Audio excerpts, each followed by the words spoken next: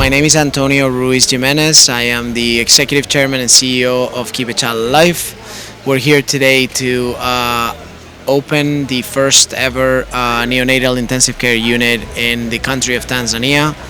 I am so blessed and thankful to the entire country, to Doris Model Foundation for partnering with us and for being so welcoming to our work.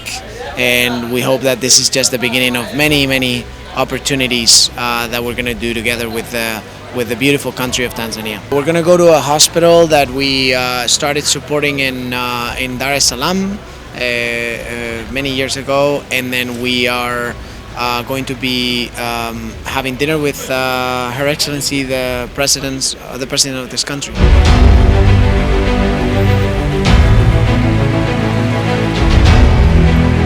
Antonio ametoka airport sasa hivi, amesema siendi hotelini, lazima nifike kuona wakina mama na tutoe sadaka yetu ndogo kwenu.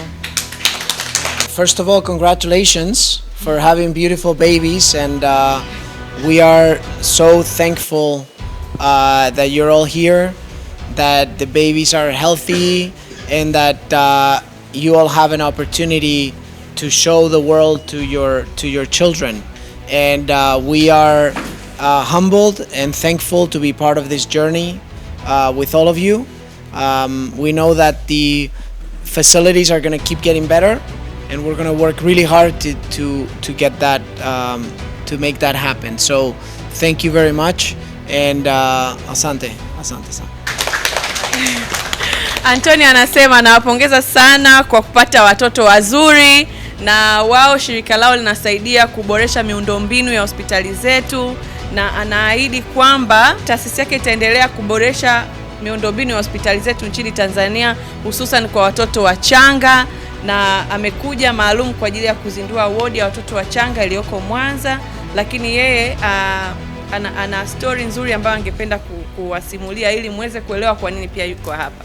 I have been involved in Keep a Child Alive for 15 years, but this particularly is a story that is very personal to me, because my youngest son was born prematurely and in New York, and he was for a long period of time he was fighting for his life, and I am personally committed to provide an opportunity to every single child that is born here in Tanzania, and that is my personal quest.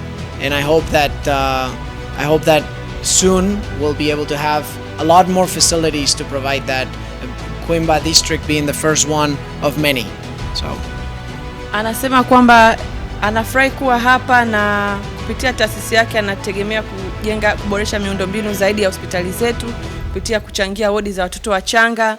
Mtoto wake alizaliwa kabla ya wakati na ilimgusa sana. Ilikuwa ni wakati ambako alitembelea Tanzania mwaka juzi. Kwa hiyo yeye anajiona ni sehemu ya kurudisha kile ambacho Mwenyezi Mungu amemjalia kupitia kuishi kwa mtoto wake. Yaani yeye anaona kwamba watoto wanaozaliwa kabla ya wakati kwenye mazingira ya kwetu wana ugumu wa kuishi kuliko ambako yeye alikuwa. Kwa hiyo anashukuru sana kwa namna ambavyo Mungu amemtendea, na anatamani kuendelea kuboresha huduma za watoto wanaozaliwa kabla ya wakati nchini Tanzania, Kwimba ikiwa ya kwanza. Na kwa hiyo yuko hapa kwa ajili ya kuzindua wodi hiyo kesho, na anafurahia kuwepo hapa. Kwa hiyo hizo zawadi zote zimetoka kwenye taasisi ya Lisha Kids Keep a Child Alive. And I am joined here by my fellow board member Nicole David from Keep a Child Alive. Nicole, come over here, please. Is amazing, and when he says he's going to help, it's his pledge to help. He means it, and I'm really glad to hear it and to be part of it.